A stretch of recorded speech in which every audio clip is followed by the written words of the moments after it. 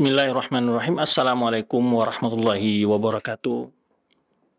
Alhamdulillahirrabbilalamin. Wassalatu wassalamu ala rasulil amin. Wa ala alihi wa ashabi man tamassaka bidini ilaumiddin. Pemirsa dan pendengar Roja TV serta Radio Roja muliakan Allah Subhanahu wa taala.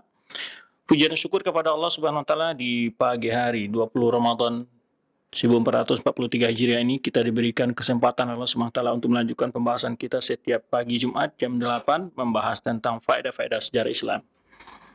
Saudara-saudaraku iman, tentu telah pula kita untuk selalu memberikan anjuran, dorongan untuk memperbanyak di hari-hari yang penuh berkah ini, di bulan Ramadan, di hari Jumat, ya, pada bulan yang sangat agung, di hari yang sangat agung juga, Sayyidul Ayyam itu hari Jumat. Tentu amal yang paling afdal juga adalah banyak mengucapkan salawat dan salam kepada Nabi kita Muhammad sallallahu alaihi wasallam.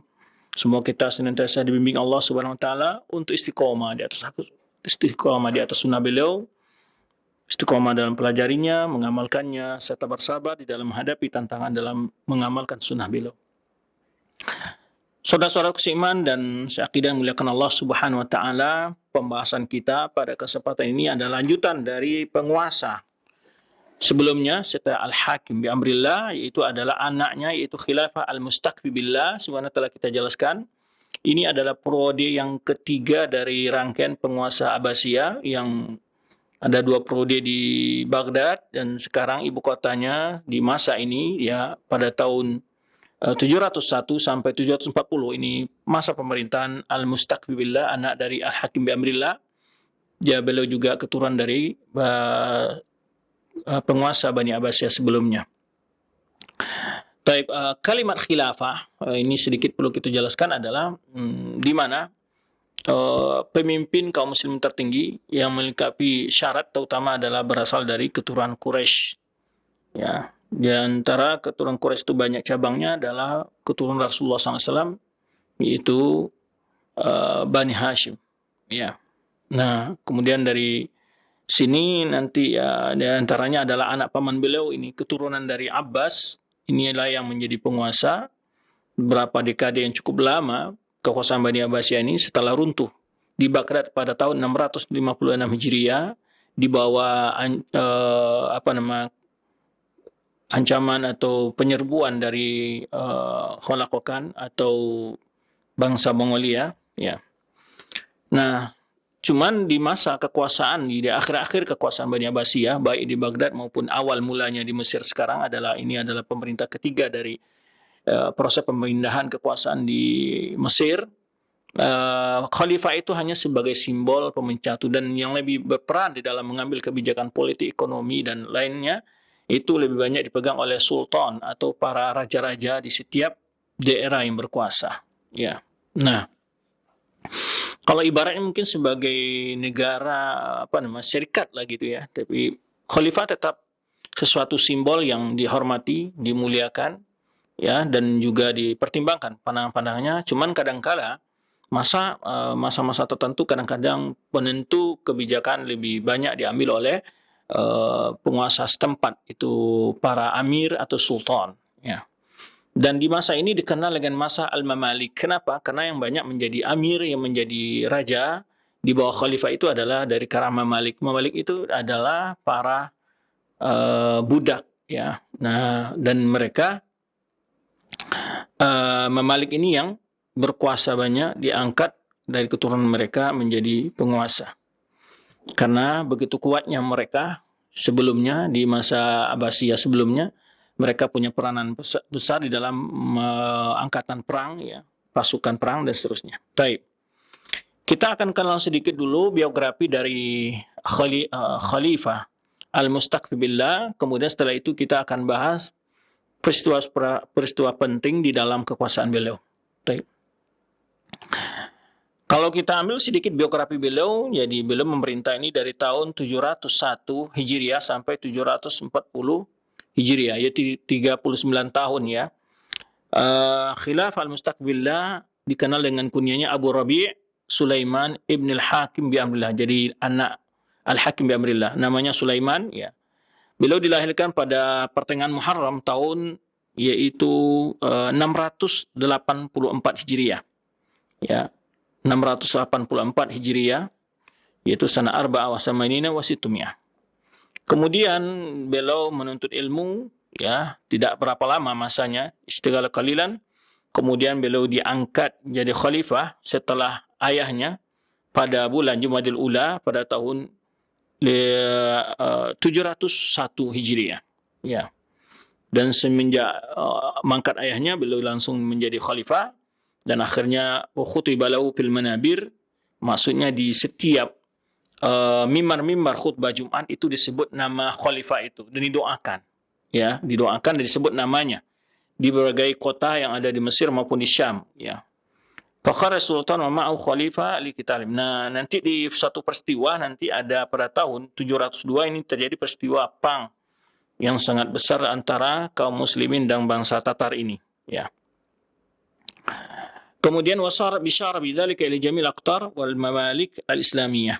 Jadi setelah diangkatnya beliau menjadi khalifah, sampailah berita itu sebagai penjuru, ya, sebagai daerah, ya. Kemudian juga wa kana yaskununa bil kabash fanaqalahum is-sultan ila al-qal'ah. Ini sebetulnya mereka ada tempat tinggal mereka di awalnya ada namanya di Al-Kabshu, ya, kemudian dipindahkan kepada pusat pemerintahan, ya. Nah, ini apa namanya? Kekuasaan sekilas tentang dari Al-Mustaqbillah. Ibnu Katsir juga menyebutkan, ya, beliau menyebutkan di sini lamma ahida ilai abuhu kutiba taqliduhu bidzalik. Ketika ayahnya telah mengangkatnya sebagai putra mahkota, maka dibuatlah semacam apa namanya, ya, surat, ya, artinya dekret dari raja, ada khalifah, kemudian dibacakan di hadapan para sultan wa daulah pada hari Ahad 20 tanggal 20 dari bulan Zulhijjah dari tahun ini, itu pada tahun 701. Lalu dari itulah kata Ibnu Katsir disebutlah nama beliau di mimbar saat khutbah Jumat, ya. Di akhirnya beliau sedikit Ibnu Katsir tidak panjang menyebutkan tentang berbagai apanya di sini, tapi kita akan lihat nanti betapa di bawah kekuasaan beliau juga kaum muslimin dapat mengalami kejayaan, ya, sehingga mereka dalam suatu peristiwa nanti tahun 702 ini mampu mengalahkan pasukan Tatar. Taib. Disebutkan oleh Ibnu Katsir pada tahun 740 itu adalah yang orang wafat di antara Amirul Mukminin Al-Mustaqbillah Abu Rabi' Sulaiman ibn al-Hakim bi amrillah, ya, Abil Abbas Ahmad bin Abi Ali Al-Hasan bin Abi Bakar bin Abi Ali ibni Amil Mu'minin Al-Mustashhid Billahi Al-Hashimi Al-Abbasi. Nah, ini jadi nasab, ya, garis keturunan beliau Al-Baghdadi Al-Asl. Jadi beliau lahir di asal Baghdadi. Al-Misri Al-Maulid. Jadi asalnya Baghdad, lahir di Mesir. Kemudian disebutkan tahun lahirnya oleh Ibnu Katsir, ya, seperti yang dinukilkan oleh Imam Suyuti di Tarikh Khulafa, itu pada tahun 683, ya, kalau Imam Suyuti menyebutkan 684, ya. Au fil lati qablah, atau kata Ibnu Katsir atau tahun sebelumnya, ya. Berarti 682. Kemudian waqara washtaghala qalilan. Dia belajar tidak berapa lama, wa ahida ilai abuhu bil amr, kemudian bapaknya mengangkat dia sebagai pejabat, itu putra mahkota, dan wa khutiba lahu 'inda wafati walidi sana 71, dan dia langsung diangkat menjadi khalifah di hari wafatnya orang tuanya pada tahun 701. Wa fawda jami'a ma ta'allaqa bihi min halli wal 'aqdi ila Sultan Malik Nasir. Kemudian berbagai kebijakan-kebijakan yang menjadi urusan dia itu lebih banyak dibicarakan untuk masalah min halli wal 'aqdi, urusan apa namanya itu kenegaraan yang sifatnya keputusan-keputusan. Kalau di kita itu ahlul halli wal 'aqdi itu adalah yang mengesahkan sebuah keputusan, yaitu majelis, kalau kita mungkin majelis MPR, ya, atau DPR gitu. Ya, urusan ini beliau bebankan kepada namanya Sultan Malik Nasir. Nah, kemudian beliau menyebutkan juga di sini wasara ilal ghazi wa tatar fasyahida masafa Shakhaba. Jadi ada nama perang antara kaum muslimin dan bangsa Tatar, yang di dalamnya juga termasuk nanti Syekhul Islam Taimiyah sebagai ulama yang memberi motivasi kaum muslimin untuk melawan Tatar di bawah Khalifah Al-Mustaqbillah ini. Nah, nanti akan kita cerita sekilas. Kita sebutkan dulu biografinya Khalifah Al-Mustaqbillah. Jadi beliau cukup berperan di mana kemenangan kaum muslimin waktu suatu peperangan antara kaum muslimin dengan kaum bangsa Tatar. Yaitu di mana sebutnya tempatnya Shakhab, nama tempat terjadi perang. Kemudian setelah itu beliau masuk ke kota Damaskus pada bulan Sya'ban tahun 702 dan beliau mengendarai bersama sultan di sana, Sultan Damaskus. Kemudian wajami'u kubara al-jaishi musyatan. Jadi semua pasukan pembesar-pembesar dari tentara dalam keadaan berjalan. Kemudian walamma a'rada sultanu 'anil amr in azzala bil karaki. Kemudian sultan memindahkan dia tidak, kalau kita mungkin mengundurkan diri ya dari jabatannya ya. Kemudian beliau mengasingkan diri di sama daerah satunya Al-Karaki ya. Kemudian para umara amir-amir ya meminta kepada Al-Mustaqfi untuk mengangkat orang yang menggantikan ya raja sebelumnya, itu sultan yang meninggalkan yang mengundurkan diri jabatannya. Faqallada al-Malik al-Muzaffar, dan akhirnya diangkatlah Malik Muzaffar namanya Ruknuddin al-Baybaris. Baybaris ini punya sejarah yang cukup indah juga di dalam memperjuangkan Islam. Baybaris ya terkenal dengan kecekatan perang beliau dan keadilan beliau. Ya, maka diangkatlah Al-Malik Muzaffar, ini gelarnya, Ruknuddin Baybaris Al-Jasnakir namanya ya. Wa aqadalahu liwa, dan bilaulah yang membawa angkatan perang ya. Benderanya albasau khil'ata sultan, beliau memakai baju kebesaran. Khil'ah itu mahkotanya. Summa adan nasir ila Misr, kemudian setelah itu Malikun Nasir yang sebelumnya kembali lagi ke Mesir. Wa azhar khalifah fi'lihi, dan dia tidak menerima apa yang dilakukan oleh khalifah, itu mengangkat Baybaris. Kemudian sultan tadi kecewa dan mengasingkan khalifah di daerah Kus namanya, dengan memberikan sebagai kebutuhan di sana, tetapi tidak dibolehkan untuk mengambil kebijakan umum. Nah, jadi khalifah itu tidak terlalu besar peranannya, namun dia sebagai simbol kekuasaan tertinggi dari kaum muslimin. Dan beliau wafat di tahun 740 di daerah Kus tersebut pada awal Sya'ban tahun 740 Hijriah ya, di daerah Kus. Taib. Itu sedikit tentang biografi beliau ya. Dan Ibnu Hajar dinukilkan oleh Ibnu Asakir dalam tarikhnya ya, menyebutkan di mana suatu ungkapan yang memuji tentang Al-Mustaqfi billah. Kata Ibnu Hajar dinukilkan oleh Ibnu Asakir, yaitu qala Ibnu Hajar Asqalani Khalifah Al-Mustaqfi, di mana Ibnu Hajar berkata tentang Khalifah Al-Mustaqfi, kana fadilan, dia sebagai orang yang sangat mulia. Kana fadilan, bagi seorang yang sangat mulia ya, jawadan, sangat jawad itu ya orangnya derma ya, sangat mulia, dermawan ya, hasanul hadhi jiddan, hasanul khatti jiddan, jadi bagus tulisannya. Syuja'an, syuja'an adalah seseorang yang sangat pemberani. Ini pujian Ibnu Hajar terhadap khalifah.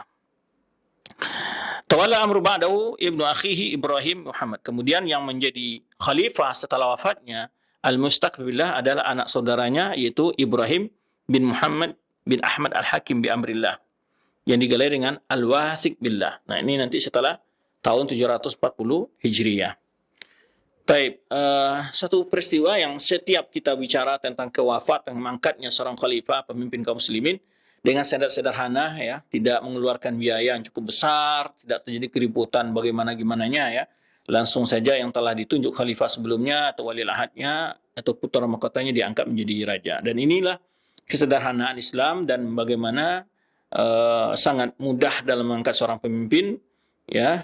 Di dalam Islam tidak menimbulkan kericuhan, keresahan, membuang biaya yang begitu banyak, bahkan ada korban jiwa. Nah, inilah sistem yang sangat sederhana ya di dalam Islam dalam menentukan seorang penguasa. Baik. Setelah itu kita akan sebutkan beberapa peristiwa di sini nanti di dalam masa jabatan beliau ini, yaitu masa kekuasaan al-Mustaq billah.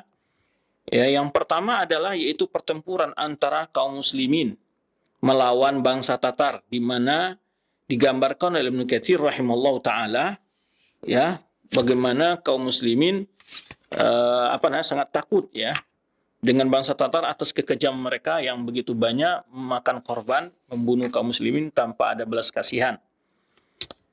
Sebelumnya sebetulnya, sebelum masuk ke dalam peristiwa perang itu, Ibnu Katsir pernah juga menukil dalam kitab beliau Bidayah Nihayah satu peristiwa ajibatun min ajabil bahr. Jadi beliau menyebutkan satu peristiwa, satu keanehan yang terjadi dari laut, yaitu disebutkan oleh beliau, berkata Syekh Alamuddin Al-Barzali dalam tarikhnya, beliau menyebutkan di mana suatu peristiwa terjadi di Qahirah, muncul dari sungai Nil, ya, seekor binatang bercampur-campur bagian badannya itu. Ekornya seperti ekor ikan, ya, disebutkan, ya, keanehan yang sangat aneh gitu maksudnya binatang ini. Disebutkan oleh Ibnu Katsir menukil dari seorang ulama, yaitu Alamuddin Al-Barzali dalam tarikhnya. Ya, tapi ya ini maksudnya apa ya? Memang keanehan-keanehan kan sering ya terjadi di dalam sejarah itu. Allah Subhanahu wa taala menciptakan sesuatu yang membuat manusia menyadari betapa banyaknya model kekuasaan Allah, makhluk-makhluk Allah yang kadang-kadang membuat manusia terkagum gitu. Nah, di sini disebutkan oleh beliau, zaharat dabatu minal bahr ajibatul khilqah. Muncul seekor binatang dari laut tapi bentuknya sangat aneh. Gitu dari laut, dari sungai Nil lah gitu ya. Nah, dia berjalan ke ardi Manufiyah. Ini ada daerah namanya Manufiyah.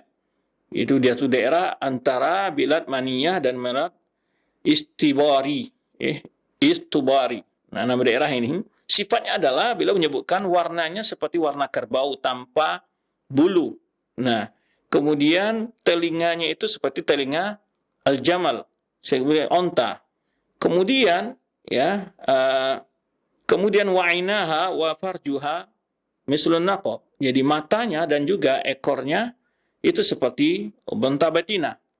Yuqatti farja zambun tulu shibraunis, di mana bagian buntutnya ditutup oleh ekor yang panjangnya hanya satu setengah jengkal.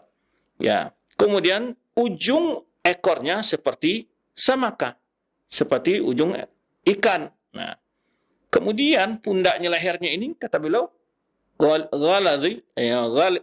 ghalizat talis, jadi mashwi tibnan. Jadi di sini disebutkan artinya di sini adalah yaitu sangat ya bentuk lehernya gitu ya besar ya, kemudian mulut dan bibirnya ya misli kirbal. Kirbal ini artinya adalah itu apalah bahasa kitanya kirbal itu ya. Jadi mirip apa istilahnya, pemintal benang kalau di sini arti secara bahasa gitu ya. Kemudian dia memiliki 4 taring ya, 2 di atas, 2 di bawah.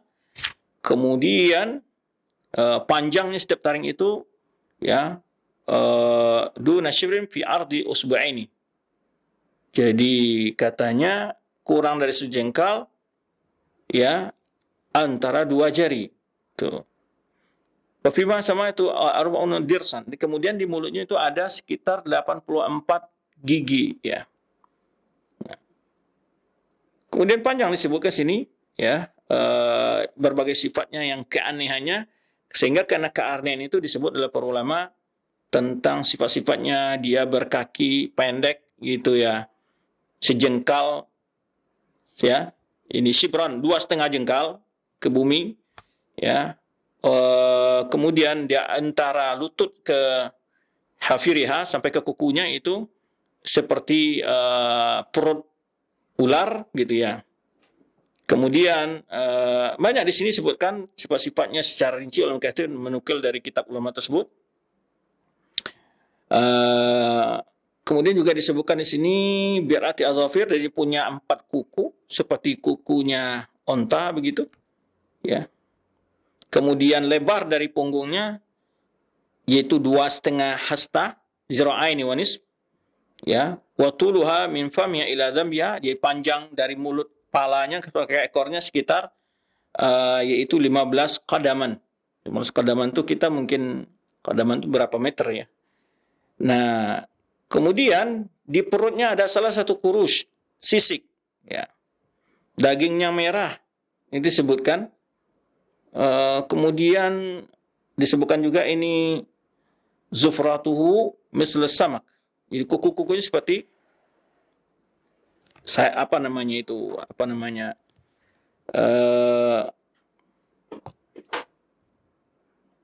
Mungkin ini maksudnya adalah tulang-tulangnya seperti tulang ikan, ya. Wa ta'muhu kalahmil jamal. Rasa dagingnya itu seperti daging onta. Wa ghiladu jildiha arba'atu asabi. Tebal kulitnya itu adalah 4 jari, gitu. Ma ta'malu fihi suyuf. Enggak mampu pakai pisau, ya, pedang.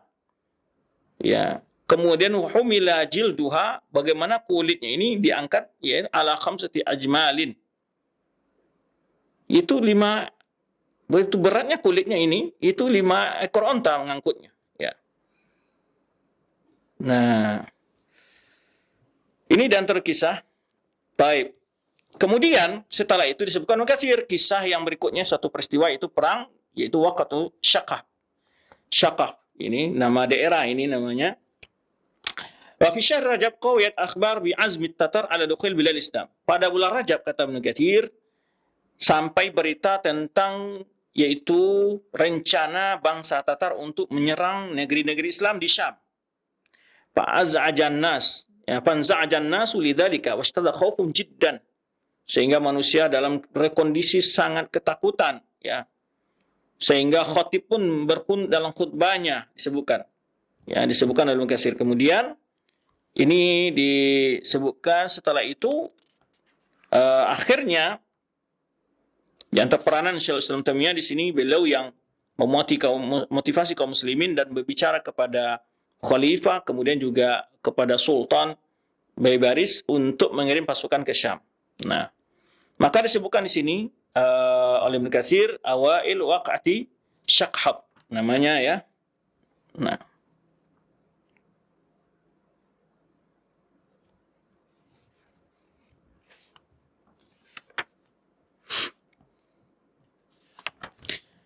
pada tanggal 18, ya. Qadimat ta'ifatun katsira min jaisyil misriyin, jadi bersiaplah bala tentara dari orang-orang Mesir, ya, di bawah pimpinan Ruknuddin Baybaris. Nah, ini tadi kita sebutkan Ruknuddin Baybaris, panglima perangnya. Kemudian Amir Hisamuddin, ya, yang disebut dengan Al-Ma'ruf bi Ustadar. Kemudian juga Amir Saifuddin Krai Mansuri. Kemudian datang lagi sekelompok lagi, ya, Taifatun ukhra di bawah pimpinan Badruddin Amin Silahin. Kemudian dari situlah mulai kaum muslimin mulai merasa agak memiliki keyakinan untuk menghadapi bangsa Tatar tersebut. Faqawiyat qulubu wa tma'anna katsirun minan nas. Mulailah semangat kembali kaum muslimin dan kaum muslimin, ya, mulai merasa tenang. Ya. Walakin an-nasa fi haflin 'azim min biladi Halab wa Hama wa Hims wa tilka nawahi. Tetapi di sana juga dalam kondisi yang saya mengkhawatirkan di daerah Halab, ini daerah-daerah sekitar Palestina, ya, Halab, Syria, Hama, Hims, ya. Kemudian dikabarkan mundurnya pasukan dari tentara kaum muslimin di negeri Halab, ya. Summa khafu an yadhamahum Tatar faja'u fanazalul Mars. Akhirnya mereka mundur dan takut mereka akan diserang oleh bangsa Tatar. Mereka mencari tempat namanya daerah Al-Maraj. Itu pada tanggal 20 Sya'ban. Nah, kemudian sampailah Tatar ke negeri Hims, Ba'labak, wa'asu fitil kardi fasada. Mereka benar-benar melakukan berbagai macam bentuk kerusakan di muka bumi. Wa khaliqan nasu khalqan 'aziman, membuat manusia dalam keadaan terancam ketakutan yang luar biasa. Wa khafu khaufan syadidan, jadi ketakut sekali ya. Nah, kemudian waqtabatal bal li ta'khul qudumi sultan bi baqiyatil jaish, sehingga kondisi sedang keadaan kacau sekali karena pasukan yang datang dari Mesir masih terlambat. Nah, kemudian sehingga banyak orang berkata waqala nas la taqata li jaish syam ma haula'il misriyin bi liqa'i tatar li kasratihim.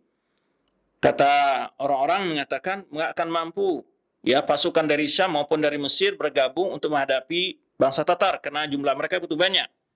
Nah, wa innama sabiluhum ayata'akharu anhum marhala. Akhirnya mereka punya prediksi negatif lah.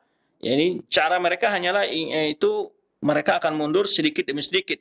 Nah, kemudian akhirnya berkumpullah para pemimpin pada hari Ahad di satu medan yang hijau dan mereka tahalafu 'ala liqa'il adu. Semua mereka sepakat untuk menghadang pasukan Tatar. Wa syajja'u anfusahum, mereka memotivasi diri mereka. Kemudian wadunya bil balad alla yarhal ahd minhu. Semua negeri diberitahu jangan sampai ada yang keluar seorang pun dari negeri tersebut. Jangan lari. Maka tenanglah kaum muslimin ya, penduduk menjadi tenang, masyarakat menjadi tenang karena para pemimpin mereka sudah sepakat untuk menghadang kekuatan Tatar semampunya mereka. Kemudian wajasal qudha bil jami', kemudian juga para qadi, para fuqaha ya, mereka sudah wahallafu jama'atan minal fuqaha wal 'ama al-qital. Jadi sudah berjanji ya, para fuqaha, para orang masyarakat umum pun telah siap untuk berperang. Kemudian inilah kisah Syaikhul Islam Taimiyah wa tawajjah Syekh Taqiyuddin Ibnu Taimiyah ila al-askar al-wasil min Hama. Jadi Syaikhul Islam Taimiyah ini punya peranan penting sekali di dalam melawan Tatar ini ya. Nanti kita akan juga sedikit jelaskan Ibnu Taimiyah ini ada 4 yang bergerak Ibnu Taimiyah itu. Satu paman beliau, kemudian kakek beliau juga Ibnu Taimiyah, bapak beliau juga Ibnu Taimiyah, kemudian beliau sendiri Ibnu Taimiyah. Cuman membedakannya, ini sedikit kalau kita bahas, dijelaskan ketika di masa pemerintahan Hakim bin Arlah itu ada wafat namanya Abdul Halim Ibnu Taimiyah. Tapi itu bukan Ibnu Taimiyah yang masyhur, Al-Hafid. Jadi ada Al-Hafid, ada Al-Ab, ada Al-Jad. Dijelaskan dalam suatu tulisan ya bahwa yang bergelar Ibnu Taimiyah itu ada 4 orang. Paman beliau yang pertama yaitu Abu Abdullah yang wafat 622 Hijriah. Namanya Abu Abdullah Muhammad bin Khadar bin Muhammad bin Khadar bin Ali Ibnu Taimiyah Al-Harrani Al-Hambali. Mufassir khatibun, ahli tafsir. Ya, khatib ya, artinya khatib itu jabatan sebagai seorang pemberi khutbah Jumat, wa'idun yang suka memberikan pelajaran kepada masyarakat. Kana Syekh ya Harran wa khatibwa. Kana Syekh Harran khatibwa, dan dia adalah seorang ulama besar di Harran dan juga ulama khatib ya. Yang lahir pada tahun 542 Hijriah. Di antara karang beliau adalah Tafsirul Kabir, yaitu fi iddati mujaladat, dan berapa jilid. Kemudian karang beliau lagi At-Targhib Al-Qasid dalam ilmu fikih. Wa Ibnu Taimiyah Imam Ma'ruf bi Syaikhul Islam Taimiyah ya. Ibnu Taimiyah yang dikenal, yang ma'ruf itu memiliki hubungan tali keturunan dengan beliau ini, yaitu ma'awalidihi hadal alim, yaitu hubungannya dengan bapak dari orang ini, yaitu siapa? Abu Abdullah Ibnu Taimiyah. Ini membedakan nih Abu Abdullah Ibnu Taimiyah, pamannya. Nah, fayakun hadzal imam min a'mami. Jadi maksudnya Abu Abdullah Ibnu Taimiyah ini paman dari Ibnu Taimiyah yang masyhur, yaitu yang Syekh Fatawa. Baik. Kemudian Ibnu Taimiyah yang lain, ini kakek beliau namanya Abul Barakat. Jadi membedakan nanti Abu Barakat Ibnu Taimiyah itu kakek beliau, kakek Ibnu Taimiyah. Jadi kalau kita lihat Syaikhul Islam Taimiyah ini memiliki memang keluarga beliau ulama ya, keluarga beliau ulama, paman beliau, kakek beliau dan bapak beliau sendiri. Nah, kalau namanya Abdus Salam, kalau untuk Taimiyah namanya Ahmad bin Abdul Halim, bapak beliau Abdul Halim, kakek beliau Abdus Salam. Nah, Abdus Salam seorang ulama juga. Tapi wafatnya pada tahun 652. Jadi nanti untuk membedakan banyak nama-nama ulama, kadang-kadang satu nasab itu ya yang banyak yang jadi ulama antara mereka. Cuman ada yang lebih dikenal oleh kalangan mutaakhir seperti Muhammad Ibnu Taimiyah ini. Nah, Abul Barakat ini kakek dari Syaikhul Islam Taimiyah, namanya Abdus Salam bin Abdullah bin Abil Qasim Al-Khadr. Nah, ini ketemu dengan nasab paman yang tadi itu. Ya, bin Muhammad bin Ali bin Taimiyah Majduddin. Jadi Abul Barakat Majduddin. Itu ada lakopnya Majduddin Al-Harrani, Al-Faqih, ya, seorang ahli fikih. Al-Imam Al-Muqri, artinya ahli qiraat. Al-Muhaddis, juga ahli hadis. Al-Mufassir, ahli hadis usuli, juga ahli ilmu usul. Wa faqihul waqt, dia adalah seorang ulama yang pakar fikih saat di waktunya. Wa ahdul alam, salah seorang ulama besar. Jaddul Imam, nah, Jaddul Imam Ibnu Taimiyah, kakek dari Imam Ibnu Taimiyah, kakeknya. Ya. Kakek beliau ini lahir di Harran, jadi pada tahun 590. Nah, di antara karangan kakek Syekh Islam Taimiyah ini ada Urjuzah fi Ilmil Qiraat. Jadi tadi beliau ada namanya Urjuzah dalam ilmu qiraat, wa Ahkamul Kubra, wal Muharrar fil Fiqh. Al-Muharrar punya ya, dalam fikih Hambali. Kama annahu wada'a asal kita al-Muswaddah fi usul fiqh. Ya, beliau wafat pada tahun 652 Hijriah. Ini kakek beliau. Nah, adapun bapaknya Ibnu Taimiyah namanya Abul Mahasin. Jadi ada Abul Abbas, ada Abul Barakat, ada Abul Mahasin. Abul Mahasin itu bapak dari Syekh Islam Taimiyah. Ya, Abul Mahasin. Syihabuddin.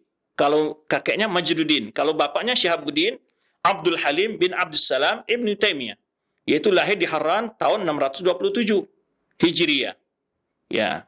Yaitu bapak orang tua dari Syekh Islam Ibnu Taimiyah. Tafaqqaha ala walidihi, di mana bapak Syekh Islam Taimiyah ini yaitu Abdul Mahasin atau Abdul Halim ini belajar dari orang tuanya sendiri, ya kakek Syekh Islam Taimiyah. Nah, dari semenjak kecilnya. Kemudian dia belajar menuntut ilmu ke Halab, ya, dan belajar para ulamanya. Kana muskinan lil fiqh, orang yang sangat ahli dalam fikih, ya, dan ilmu usul dan faraid dan hisab wal hay'ah. Ya, wa min ayanil Hanabilah, di antara ulama-ulama Hanabilah yang terkenal. Walau tasanif wa fawaid, dia punya karang-karangan, ya, ini tulis di antaranya ada Zawaidu ala Muswaddati walidihi. Ini ada dia punya tambahan tentang kitab yang telah selesai oleh orang tuanya dalam usul fikih. Ini orang tuanya.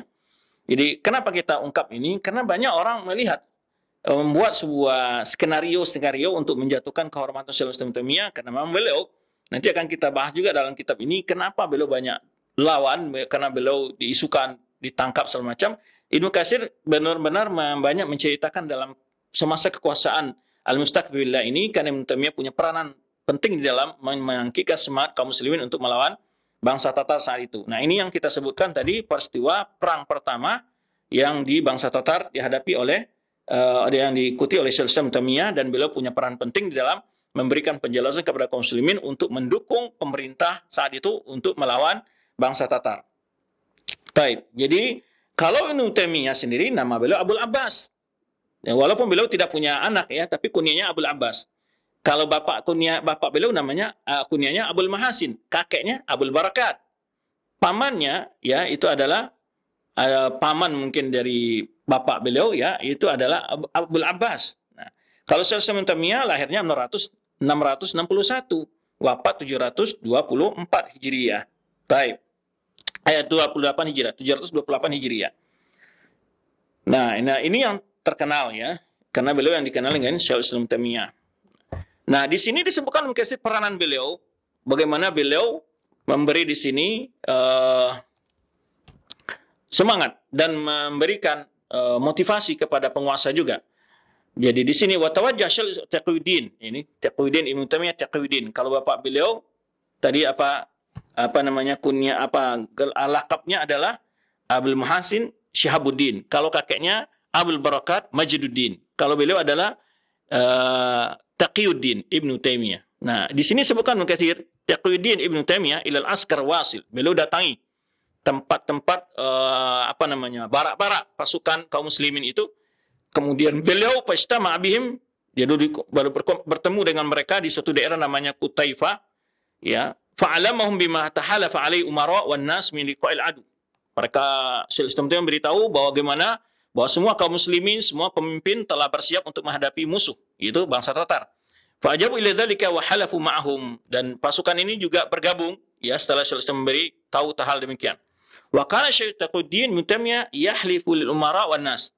Jadi di mana Syekh Islam Taimiyah, Taqiyuddin Ibnu Taimiyah kata Ibnu Katsir, yaitu benar-benar memberikan dukungan, ya, dan memotivasi, ya, para pemimpin kaum muslimin dan masyarakat, ya.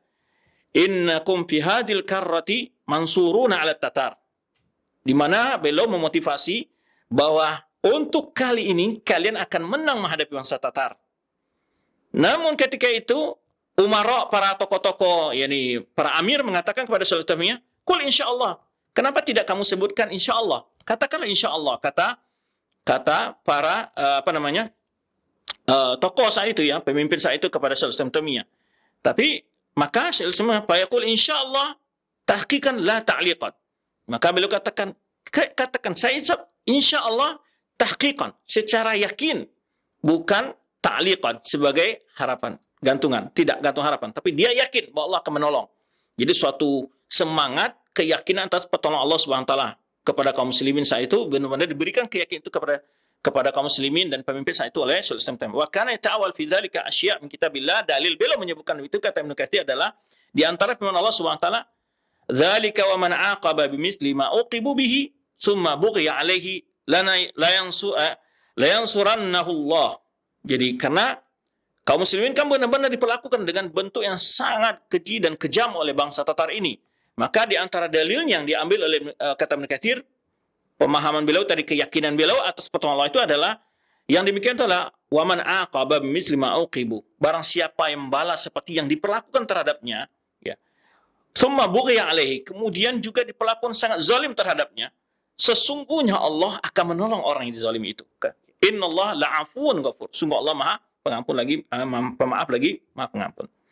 Wa qad takallama an-nas fi kayfiyati qital haula'i tatar min ay qabilin huwa. Ya, semua manusia bercerita tentang bagaimana peristiwa menghadapi bangsa Tatar dalam pertempuran tersebut. Kenapa? Ya, ketika orang berbicara bagaimana kita bisa memerangi bangsa Tatar ini? Ya, karena mereka juga mengaku sebagai seorang muslim. Bagaimana?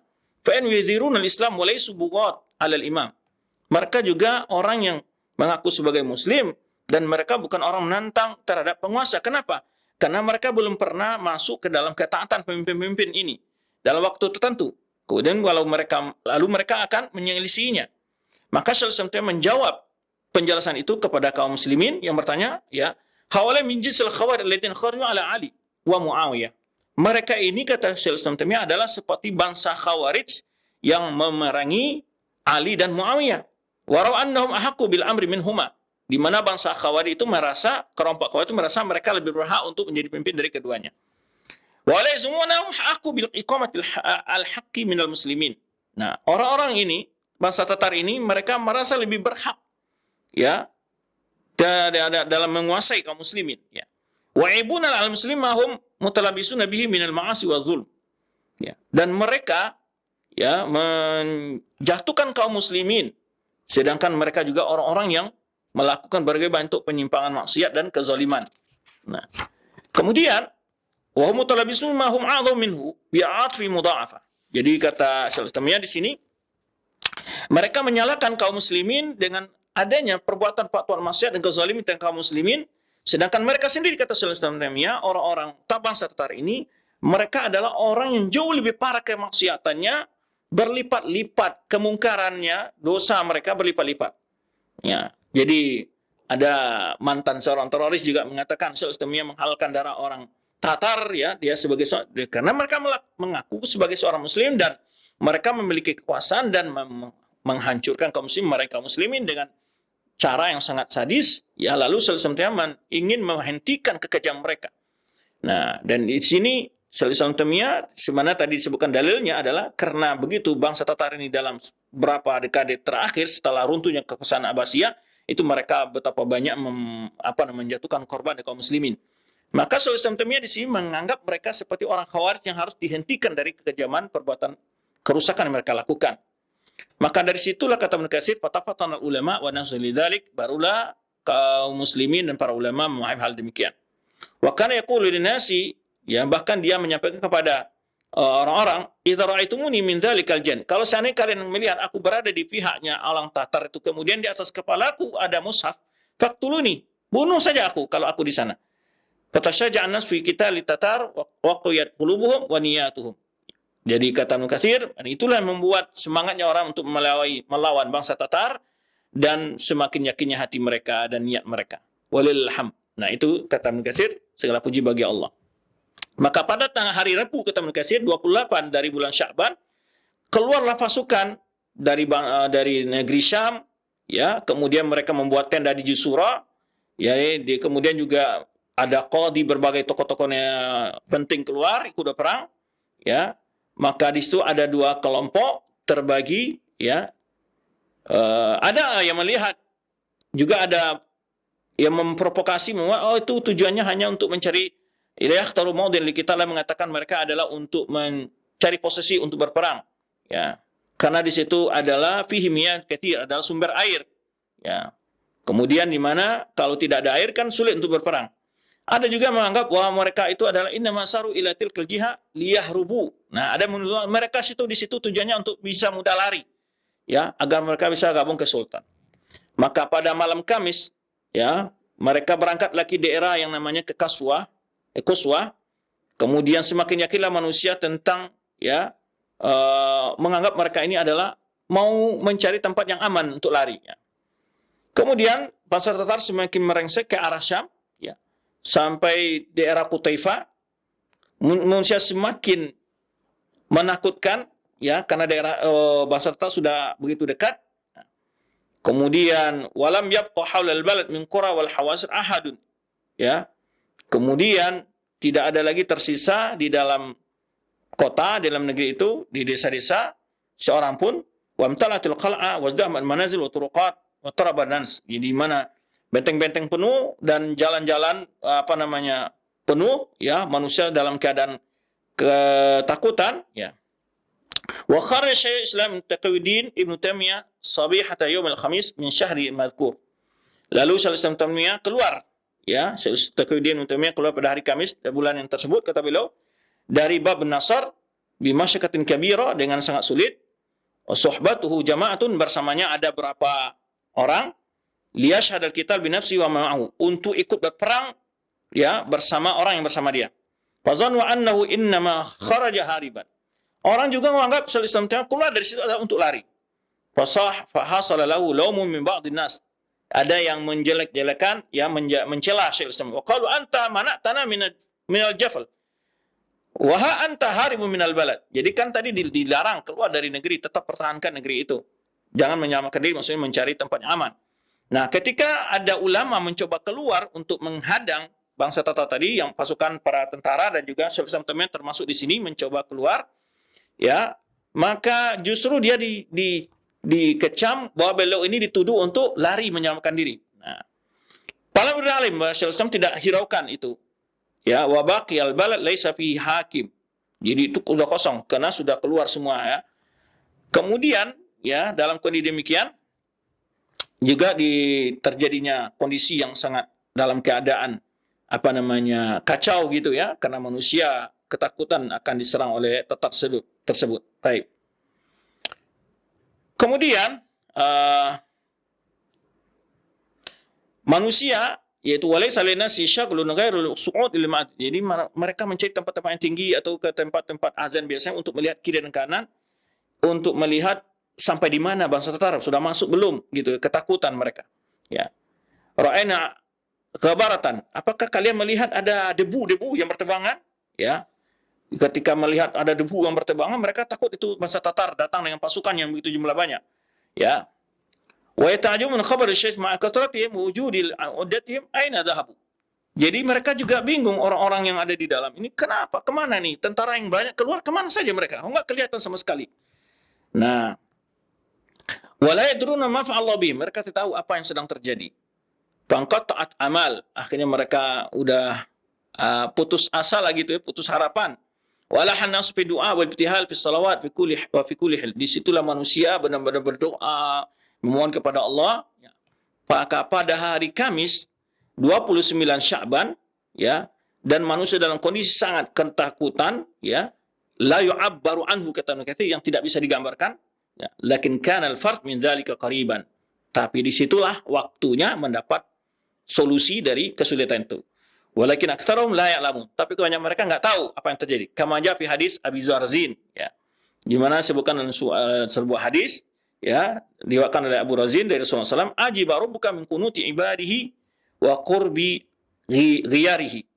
Ya, sungguh Rabbmu sangat heran dengan keputusasaan hamba-hambanya padahal sudah sangat dekat untuk ditolong mereka.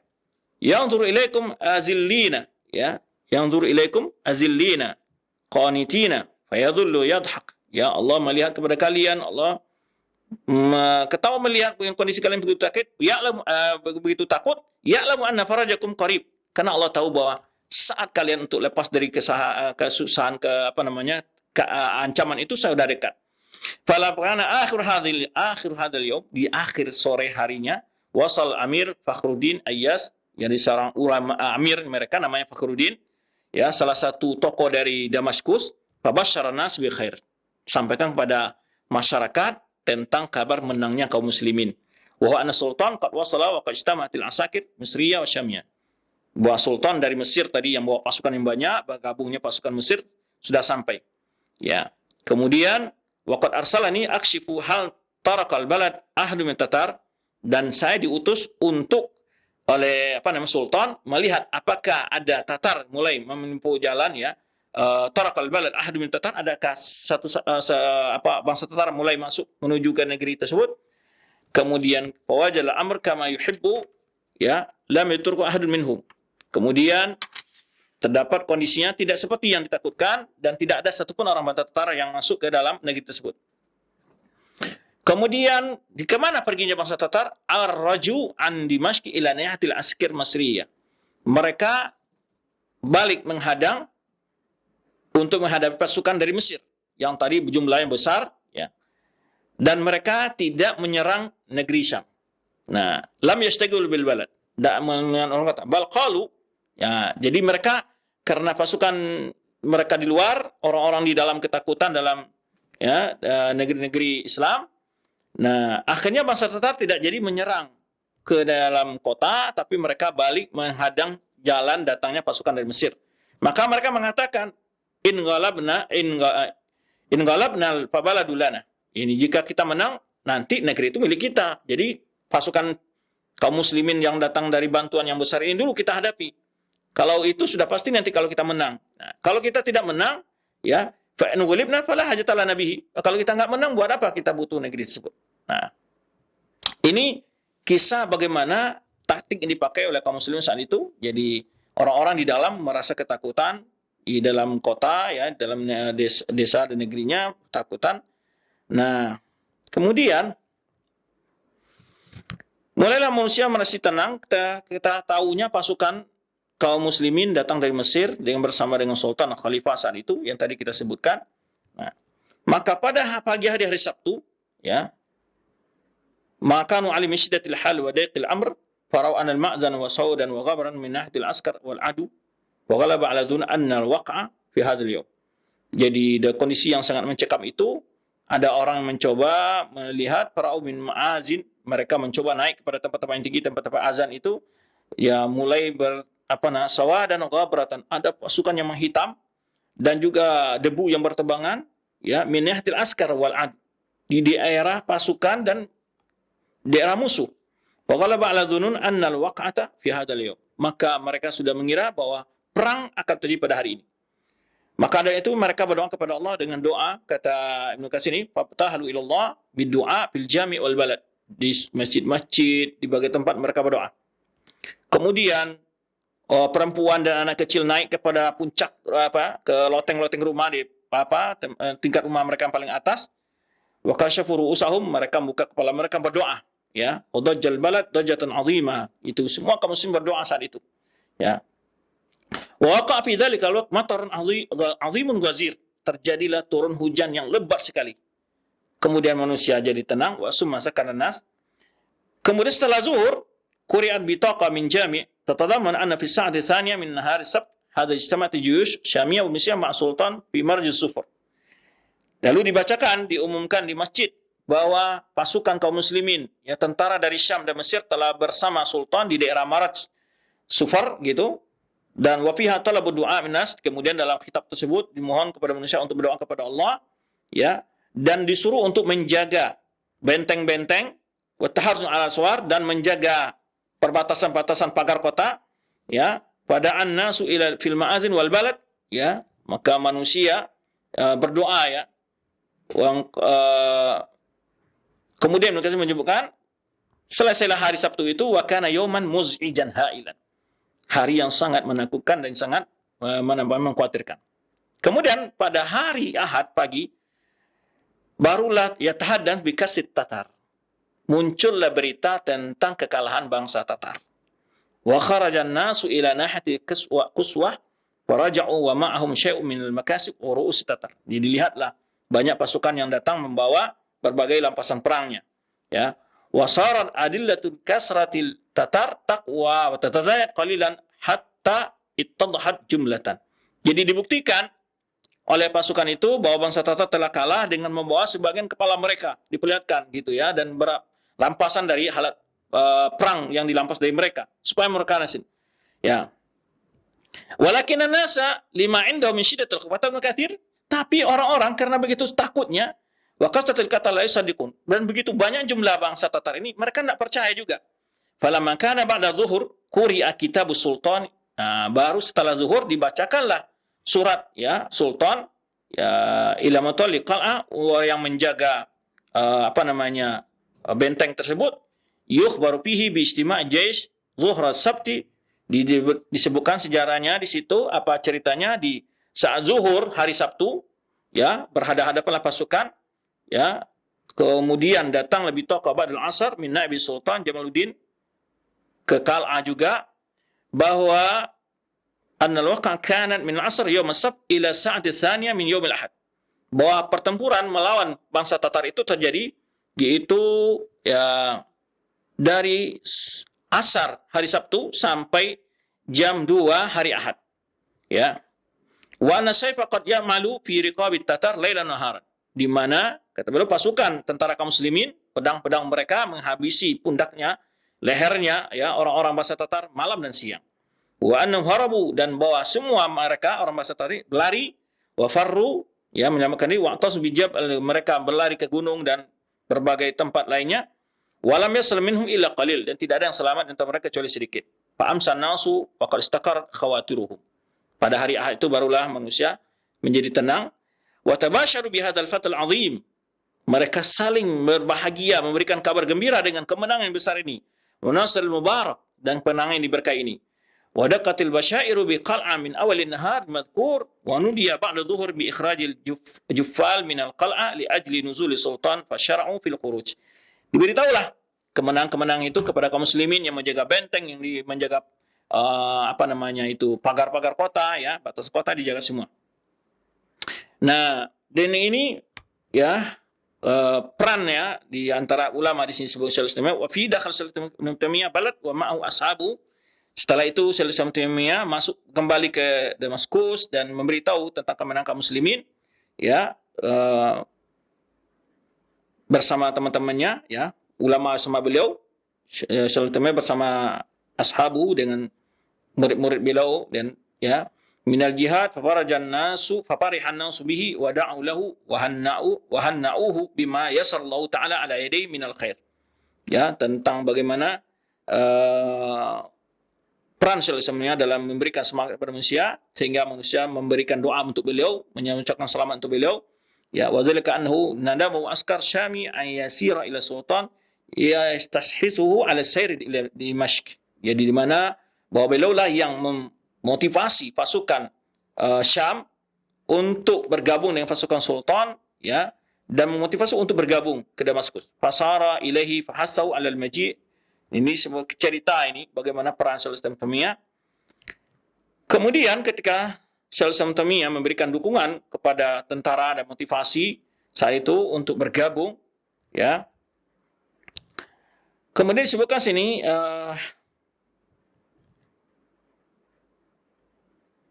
disebutkan di sini meminta ya, fasara ilaihi fahassahu alal maji' ila Damaskus ila Dimashq ya, pada an kada yarji' ila Mesir, di mana sultan setelah menang ini ingin balik ke Mesir, tapi Syaikhul nyuruh masuk ke Damaskus dulu ya. Kemudian ya,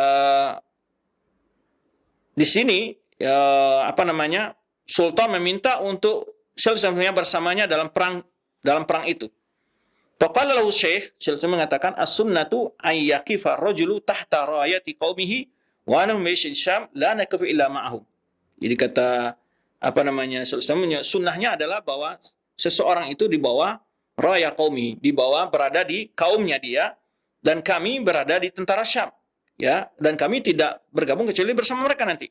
Wahada Sultan Al-Qital wa Bashar bin Nasr, kemudian beliau memberikan motivasi kepada Sultan dan untuk menghadapi pasukan Tatar dan memberi kabar gembira tentang kemenangan. Wa ja'ala yahlifu lahu billah. Sultan bersumpah kepada raja itu, la ilaha illa guru, demi Allah yang tidak Tuhan selainnya yang berhak diibadati, innakum mansurun alaihim hadhil marrah. Kata Sultan, kalian benar-benar akan ditolong, akan menang di atas mereka kali ini. Maka fayaqul lahu umara, maka orang-orang yang mendengarnya, tokoh-tokoh yang mendengarnya, insyaallah, kul insyaallah, katakan insyaallah.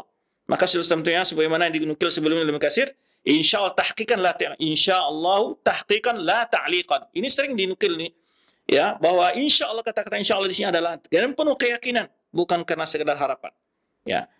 Kemudian sebelumnya waktu itu apa peran beliau? Wa aftanna sabil fitr muddat qitalim wa aftarahu wa aidan.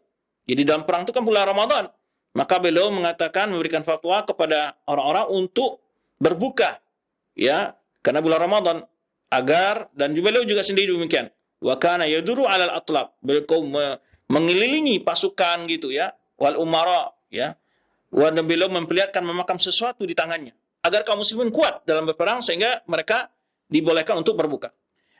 Liyu'limahum anna iftarahum liyataqawwau 'alal qital afdal. Untuk beritahu kepada mereka bahwa mereka kalau berbuka agar mereka kuat untuk dalam berperang itu lebih utama. Fayaqulun nas, dan beliau pun manusia pun ikut berbuka. Wa kana ta'al fi syamiyina qaul sallallahu innakum mulaqu adukum ghadan wal fitru aqwalakum, di mana beliau mengambil faedah kata mereka di sebuah ungkapan Rasulullah SAW dalam sebuah hadis, sungguh kalian besok akan menghadapi musuh kalian, dan al fitru, dan dalam keadaan kalian berbuka itu lebih kuat bagi kalian. Fa'azam alaihim fil fitr amal fath. Di ini di mana di waktu Fat, maka Rasulullah SAW memotivasi sahabat untuk berbuka saja karena itu peristiwa di bulan Ramadan, tapi agar mereka kuat untuk menghadapi musuh, maka mereka dibolehkan berbuka pada bulan Ramadan. Itu sekilas cerita, ya, masih banyak cerita lagi sebetulnya tentang Syekh Utsman Taimiyah. Nanti setelah insyaallah yang akan datang, ya, mungkin setelah Lebaran, ya, kita akan gambarkan bagaimana musuh-musuh beliau memfitnah beliau dengan macam tuduhan sehingga beliau ditangkap, ditahan, segala macamnya.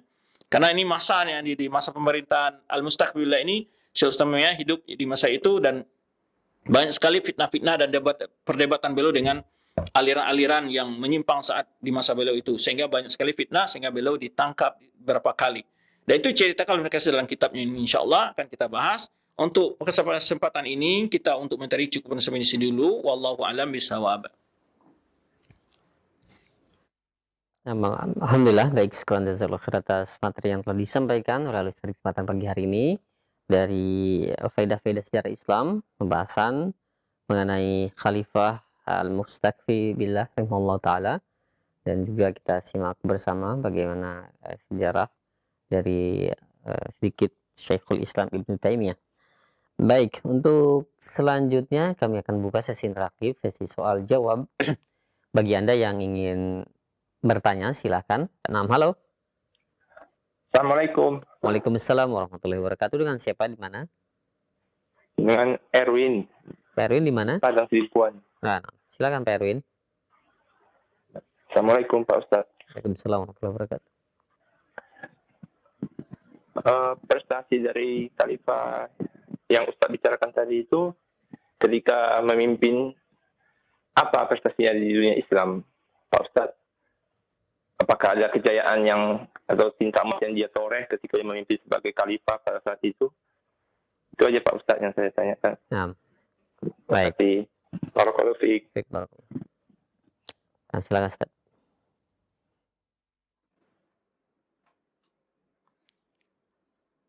Baik, tadi sudah kita jelaskan, ya, di antara kejayaan Islam saat itu beliau mampu menyelamatkan kaum muslimin dari ancaman bangsa Tatar semenjak dari tahun abad ke-6 Hijriah itu atau ke-7 Hijriah. Dia mulai di akhir abad ke-6 Hijriah di bangsa Mongol atau bangsa Tatar melakukan penyerbuan ke berbagai wilayah Islam. Dan yang paling puncak yang tragis sekali adalah runtuhnya kekuasaan Abbasiyah di Baghdad. Kemudian setelah itu terpecah lagi kekuasaan Islam dengan berbagai kerajaan-kerajaan, dan sekitar 2 tahun ya tidak ada khalifah. Kemudian setelah itu muncul lagi khalifah di Mesir dari keturunan Abbasiyah juga, dan berakhir dan pada masa sekarang ini, pada masa yang sedang kita pelajari adalah masa yang khalifah yang ketiga di Mesir. Itu dia, salah satu peranan beliau adalah mengangkat kembali, menyelamatkan kaum muslimin. Peranan beliau di sini adalah menyelamatkan kaum muslimin dari serangan bangsa Tatar yang saat itu sedang menyerang daerah Syam.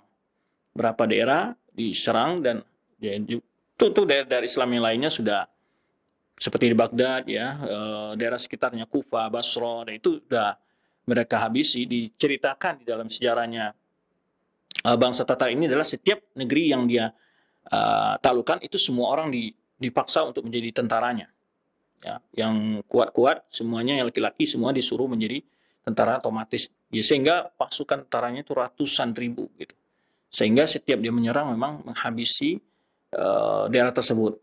Bukan sekedar mengambil kekayaannya, tetapi juga menghabisi penduduknya. Nah, di situ makanya tadi digambarkan betapa takutnya kaum muslimin dengan datangnya mereka karena jumlah pasukan mereka yang begitu besar. Baik, peranannya di khalifah di sini kita lihat salah satu kisah yang telah kita bacakan tadi, yaitu di mana di masa kekhalifahan beliau salah satu adalah mampunya kaum muslimin terlindungi dari kekejaman bangsa Tatar. Baik, wallahu a'lam bishawab.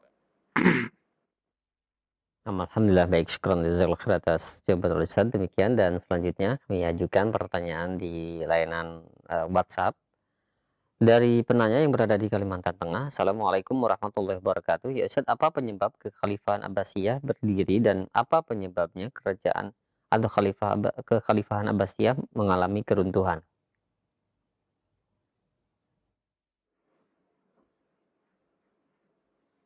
Ini sudah kita bicarakan.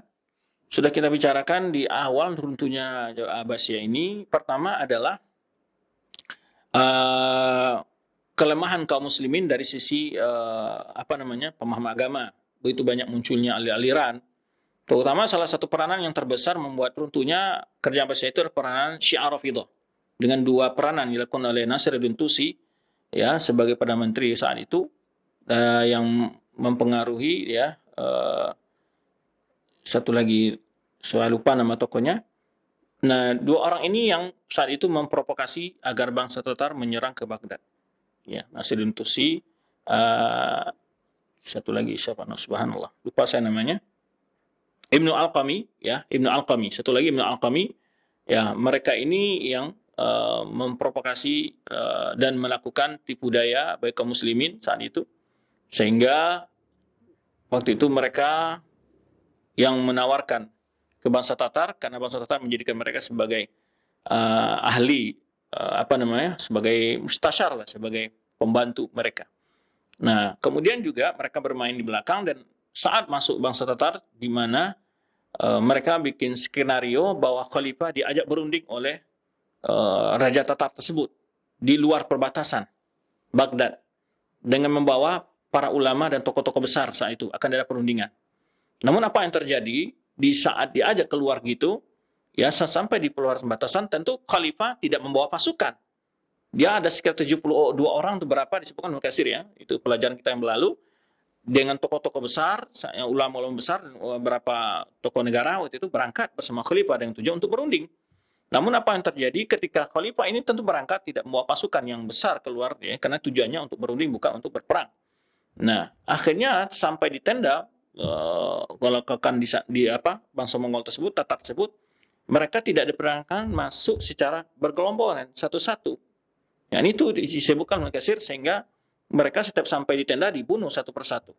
Yang pengkhianatan dilakukan. Nah, ini yang dilakukan oleh bangsa Tatar saat itu saat menghabisi khalifah. Kemudian setelah itu mereka masuk ke dalam kota Baghdad, ya, menghabisi dan membakar dan juga membuang buku-buku ulama yang begitu banyak ke sungai Efrat dan Tigris, dan menghabisi, membakar hangus kota tersebut. Ya. Ini salah satu hadiah terbesar yang diberikan oleh Syiah Rafidhah kepada kaum muslimin. Ya. Dari itu semenjak dahulu, ya, yang banyak berkhianat kepada kaum muslimin itu adalah bangsa Rafidhah dan yang selalu bekerjasama dengan musuh-musuh Islam untuk menjatuhkan kaum muslimin. Dan oleh Itu Syekh Islam Taimiyah juga menjelaskan, belum pernah orang Syiah Rafidhah mampu menyelamatkan sejengkal dari negeri kaum muslimin dari tangan musuh. Belum ada. Gitu. Maka tahun berapa pernah, tahun 2010 atau pertama yang pernah diisu-isukan ada diserangnya Syiah Rafidhah atau Iran oleh Amerika, saya pastikan waktu itu tidak ada. Itu permainan politik semua. Maka kita waspada dengan pemahaman-pemahaman yang akan merorong persatuan bangsa kita dan juga akan mencoba menyusupi ya berbagai lini-lini kehidupan kita, mereka akan masuk. Maka perlu diwaspadai dengan paham-paham yang akan merusak persatuan bangsa. Salah satunya adalah paham Syiah Rafidhah yang sangat mengkhawatirkan kesatuan bangsa karena mereka meyakini semua penguasa yang bukan dari keturunan Al-Bait bukan penguasa yang mereka anggap sebagai penguasa yang sah. Itu salah satu akidah dari Syiah Rafidhah tersebut. Dan termasuk juga kelemahan yang ada di akhir kerajaan Abbasiyah itu adalah saling terjadinya perebutan kekuasaan antara Mamalik dan beberapa tentara-tentara yang ada di bawah khalifah. Dan khalifah saat itu tidak memiliki kekuatan yang otoritas yang tinggi. Kenapa? Karena pasukan-pasukan banyak dipegang oleh orang-orang yang bukan dari orang Arab. Ini sudah kesalahan yang terjadi pada pemerintahan sebelum di akhir masa jabatan daripada Khalifah Abbasiyah yang terakhir tersebut. Itu barangkali beberapa penyebab ya di antara kelemahan kaum muslimin dari segi agama mereka yang mudah diprovokasi juga ya, dan selainnya. Wallahu a'lam bishawab. Nah, alhamdulillah, baik, syukran jazakallahu khairan atas jawaban Ustaz. Demikian dua pertanyaan tadi mencukupi waktu yang telah disediakan Ustaz. Mohon maaf dan mungkin ada khitam yang tadi disampaikan untuk para pemerhati roja sekalian.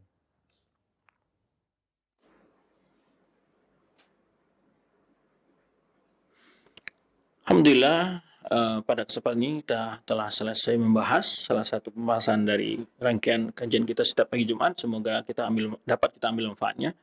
Saudara-saudaraku seiman, saya akidah ini adalah hari yang ke-20, maka tentu nanti setelah asar atau sebelum maghrib, bagi yang ingin beretikaf adalah waktunya untuk kita memulai beretikaf dan memanfaatkan 10 hari terakhir ini dengan sebaik-baiknya untuk beribadah, di mana Rasulullah SAW digambarkan oleh para sahabat Aisyah dan Ibnu Abbas menjelaskan bahwa beliau di mana di 10 terakhir ayqadha ahlahu wa syadda mi'zarahu, beliau membangunkan keluarganya dan menginjakkan ikat pinggang beliau dan beliau menghidupkan malam-malamnya dengan berdoa, bertadarus, bersalat qiyamul lail, ya berzikir kepada Allah Subhanahu wa taala. Tentu kita berharap amal-amal ibadah kita di bulan Ramadan ini benar-benar menjadi bekal yang tersimpan di sisi Allah kelak di akhirat bagi kita. Demikian, terima kasih. Semoga Allah berikan kesehatan dan kekuatan kita untuk memanfaatkan sisa-sisa dari Ramadan ini. Subhanakallah bihamdika asyhadu an la ilaha illa anta astaghfiruka wa atubu ilaik. Wassalamualaikum warahmatullahi wabarakatuh.